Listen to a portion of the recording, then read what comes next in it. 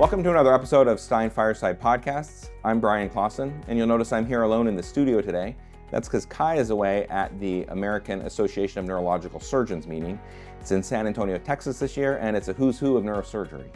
So he's on location there. Let's jump in and see who he finds. Thanks, Brian. We're here at the second day of AANS. We have our Stein evening started. We're in San Antonio on the Riverwalk. San Antonio, woo! That's right. We're going to be going into Waxy O'Connell's. A bunch of the functional neurosurgeons have already arrived. This is our Stein. I've got water in mine.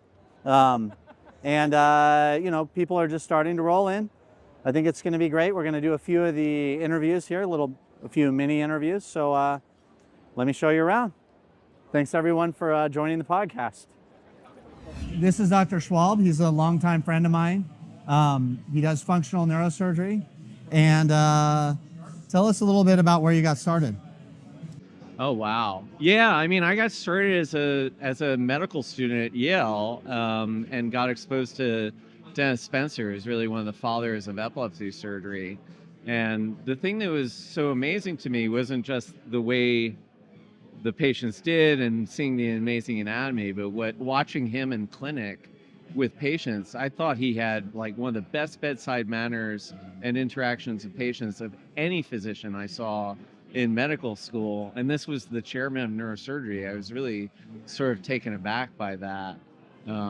So, you know, that was very exciting. And then when I got into residency, a couple of years in was when we started doing deep brain stimulation and saw the effects of that. And for me, it was amazing because we got to do intraoperative electrophysiology on human beings and see the benefit we were able to give patients in real time.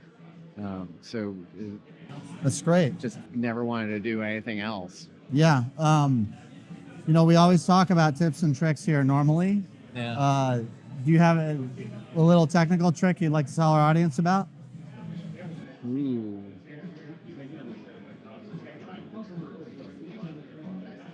I don't know. I mean, you know, we try and do all sorts of things to I mean, probably my favorite that we came up with a couple of our residents is in spinal cord stimulation. You know, what do you do when you can't pass that paddle electrode? Yeah. And so we described drilling a very narrow trough so that you could free up and lyse any adhesions, but could still pass up the electrode and get it where it needed to be. And not have the dura expand so it was too far from the cord. So that's one of my favorite technical tricks that we put into the literature and I think set the bar for techniques in spinal cord stim. That's really cool. Well, I hope you have a great time tonight. As always, I really enjoy seeing you. Likewise. And thanks for taking the time and for letting us talk with you. Cheers. Cheers. This is Dr. Rosenow. He's a chair of the Drugs and Devices Committee in neurosurgery, and actually we had something pretty special that we did yesterday. Our meeting for the committee is tomorrow morning, but actually, is it today? No, it was yesterday. We met with the director of the FDA. We got to ask him about issues that are important in neurosurgery, and basically Dr. Rosenow does a lot of advocacy work for everything involved with our neurosurgical practice when it comes to drugs and devices. He's also a very good friend of mine and a great functional neurosurgeon. You know, not all neurosurgeons are functional, but the best are. So cheers. Cheers. Where do you practice? I'm at Northwestern in Chicago. And what kind of neurosurgery do you do? Very functional neurosurgery. So my practice spans the gamut of functional neurosurgery from epilepsy surgery, movement disorder surgery, neuromodulation and other surgeries for chronic pain, and neurorehabilitation surgeries such as BCI and other neuromodulation for recovery from chronic neurologic disease. Yeah, I think maybe we should talk about that particular thing in a little bit. Excellent. But I'm asking everybody to share, because usually what we talk about are sort of little technical issues that we have, little tricks we can share. Can you share some for the audience? What's a technical trick that you like that may not make it into a paper or something else, but can be helpful for putting a better implant in, preventing infection, that kind of thing? So there aren't many neurosurgeons who do a lot of advanced neuromodulation for chronic pain. So there are a couple of us in the Chicago area. So all of the cases of migrated spinal cord stimulator electrodes, broken spinal cord stimulator electrodes tend to funnel to us, the few of us that do this, because the pain physicians don't want or know how to handle these things. So one of the things that they often send us are patients with either migrated or broken electrodes to do a conversion from percutaneous to paddle electrodes. As we all know, that can be a large, invasive, and painful and sometimes risky operation to the patient, often requiring a multi-level thoracic decompression over a scarred spinal canal. What we've been doing is what I like to call a perk-perk revision. Okay. Which is where we do a small laminotomy over the body of the electrodes, expose them in the epidural space, and then we're able to exploit the fact that the electrodes are sitting in a sheath of fibrous tissue that basically mimics the exact electrode track we want. And we're able to open that track, extract the electrode from down below, and put a new one right up the same track in the same exact location without doing a multi-level huge laminectomy, and still be able to replace these electrodes back where they should be. That's awesome. Well, I hope you have a good time. If you want to come back and let me know anything, or if you have any questions for me, I'll be here all night. Well, thank you for bringing us all together. Yep. It's always great Thanks for coming. be with like-minded colleagues and realize what great friends we have in neurosurgery. That's right. Thank you so much. Cheers. Nice. This is Dr. John Rolston. He is at Brigham at Harvard, and been a close friend and collaborator for a very, very, very long time. Does a lot of excellent work. Why don't you tell us a little bit about your practice? My practice or my research or both? Or Well, both, yeah. Okay. So I do epilepsy surgery and movement disorder surgery. So a lot of neuromodulation, brain stimulation for epilepsy, brain stimulation for Parkinson's, tremor, focused ultrasound for tremor, Parkinson's, and then a lot of clinical trials. So things like cell therapy for movement disorders. And then coupled with that, my lab is researching ways to make all these surgeries better. And to understand how they work in the first place. So with neuromodulation in particular, there's a lot of fundamentals that are still unknown. And so we spend a lot of effort trying to figure out which patients are the best patients to do these surgeries for, how to change the surgery to improve targeting or improve engagement of the brain, all with the idea that it's that the way we're doing surgery right now is not good enough. It's not as good as it could be or should be. To help these patients that are suffering from various diseases. Okay. And I mean, I know about a lot of your research, but why don't you tell, in a minute or so, tell our audience what kind of research you do and why it's important? So one of the things that we're doing a lot of work on recently is studying particular parts within the thalamus, which is a deep part in the brain that connects to a lot of the rest of the brain, and it's being targeted for a lot of different diseases. And there are some spots in particular that seem to be almost too good to be true with how many spots they can affect when it's stimulated. So we're trying to figure out whether there's more to the story, and maybe it's not the nominal target, the target that people say they're going for, but things nearby that they're stimulating incidentally that might be driving a lot of the outcomes people are seeing. That's great.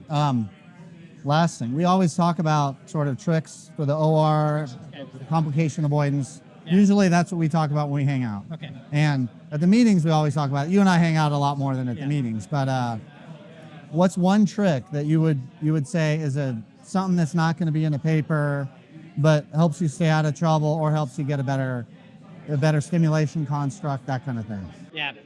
So one is that when I do my when I place my electrodes, I usually do it always through a twist drill hole, and I measure the electrodes target to outer table of the skull beforehand, and I mark that before the electrodes anywhere near the patient. I mark that with 360 around the electrode with a nice indelible marker, so that I know two things. One is that as I place it in, if it ever moves up or down, I can see.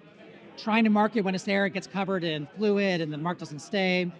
And it also is just another way to validate that my measurements and everything was fine. Because if it doesn't show up at the outer table, I know I mismeasured or something else is untoward going on. Yeah, So that's been a helpful thing. that's a nice trick. Yeah. Usually what I do is I get it flush with the skull. Yeah. And I do twist drill for a lot of my epilepsy ones. Yeah. And then I tie a suture around it because every Yeah. time I've tried to use marker, it just washes off or doesn't. If you mark it with the permanent black marker outside when it's nice and dry, it won't go away. And I've gone back for like one time I had an infection that I had to go back and see. A few months later, the mark was still there. So That's good to know. Thanks for sharing that. And that's why we have Stein. yeah. Yeah. Good. All right. Thanks, bud. Cheers. Stein is not just for functional neurosurgeons. We also have friends from across the board. One of my best friends is here who, is perfect except for the fact that he's a spine surgeon instead of a functional neurosurgeon. This is Ben Elder. You want to introduce yourself? Yeah. Hi, Ben Elder. I'm one of the spine surgeons at Mayo, Rochester, and serve as our chair of research. Fortunately, it's nice. We hang out with the functional people, even though we actually know how to communicate sometimes. Okay, and who's this good-looking gentleman? Pierce Peters. I'm one of the 7th year residents at Mayo. I was fortunate to rotate with both of these fine gentlemen. And Yep. I'll be taking a job at Kaiser in Redwood City next year. Doing what? Tumor. And then some general neurosurgery too. Okay. Dr. Pais, when you finish with that French fry, would you come over and let me introduce you? This is Dr. Pais. He's one of our residents. Can you introduce yourself, buddy? Yep. Alex Pais, PGY5, Mayo Clinic. Yep. So we have this all the time. A lot of people are not functional, but it's good to have everybody here. A lot of what we do is we talk about technical tricks for surgery. So what I'm trying to do for our interview here is ask people about just a little tidbit that helps them prevent infection when you put in hardware or the types of stuff we talk about surgically.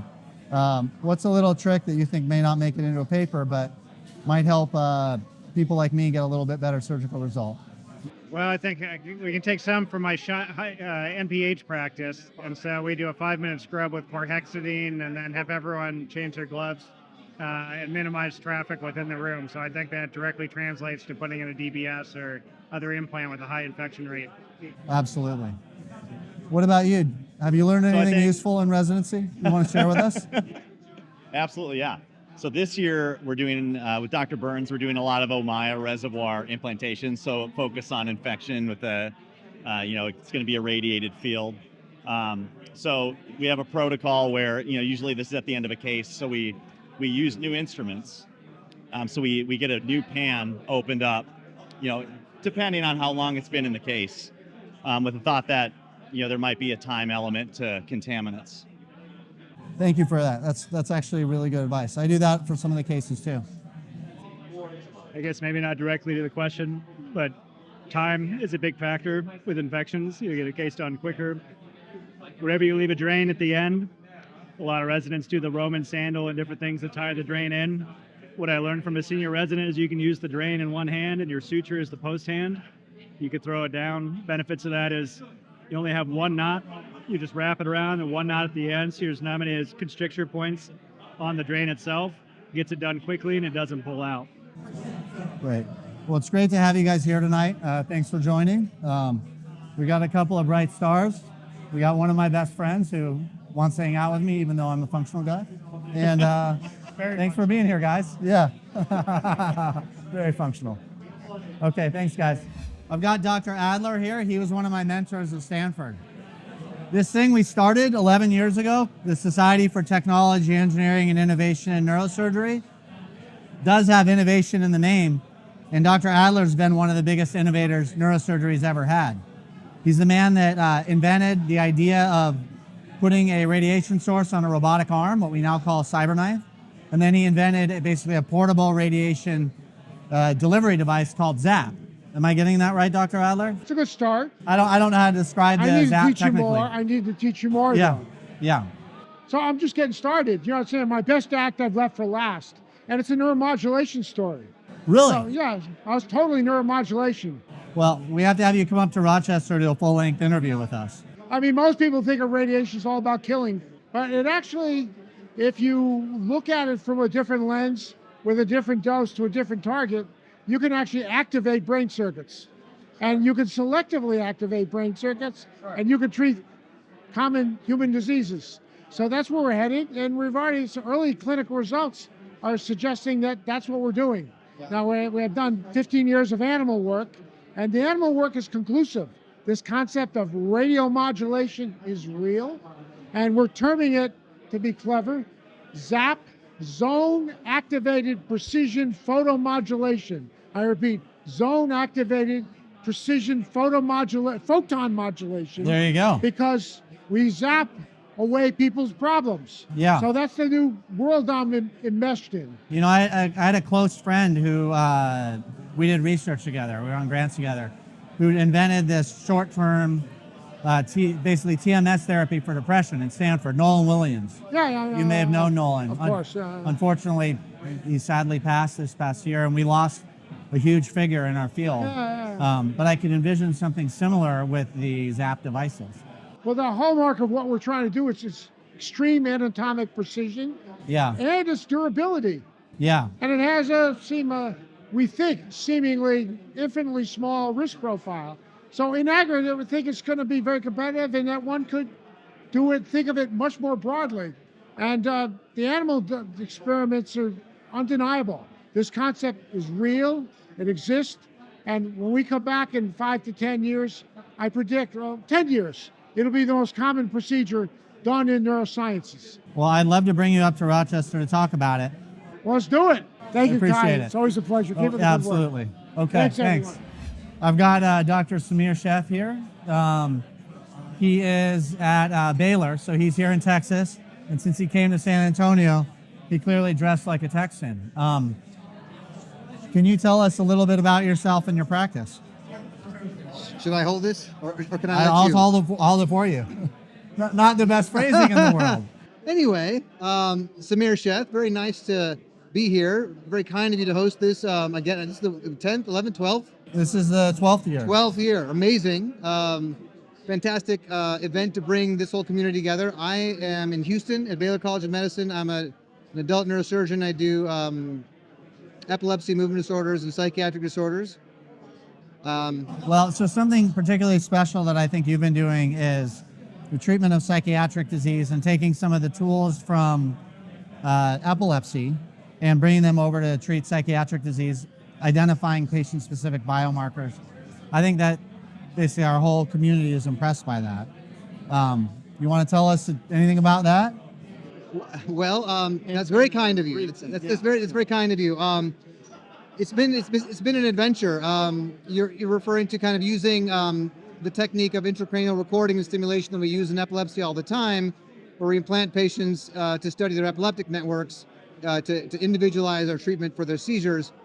Borrowing that platform for other disorders is very uncommonly done. So we started doing that about 8 years ago for depression. The idea being that the better we understand the networks, the better we can engage them and move them from an unhealthy to a healthy state. So it's been an adventure, and we've learned a lot. And you've had some good results. We've had some good results. The patients have done well. We've also learned a lot scientifically that I think will have a halo effect, hopefully, on other psychiatric illnesses and just other neuropsychiatric disease that we deal with. So something that we've done a lot at these meetings in the past, we talk about little operative tricks that help us be better surgeons. You want to share a little trick that you have that may not make it into publications, something you do that helps you get a better result in one way or another? Okay, let me think.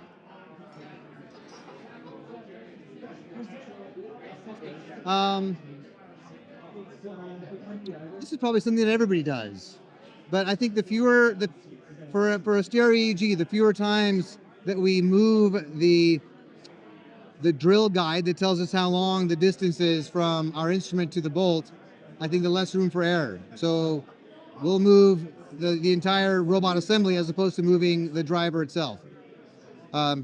Small thing, but I kind of insist on it every time I have a new fellow. And I'll watch the first several cases and make sure they're doing it. It's a great trick. I insist on it. I don't know if it makes a lick of difference, but I'll try it. Yeah, we'll preview it and then try it as long as it. But thank you. Thanks for sharing that. Yeah, of course. All right. Thank you for hosting this meeting once again. I'm proud to get Cheers. to do it. We have a wonderful community. Yeah. Thanks a lot. Thank you, guys. Well, thanks for watching this episode of Stein Fireside Podcast. As it turns out, we have more content than we could fit into one episode, so we'll be back next month with more from the AANS.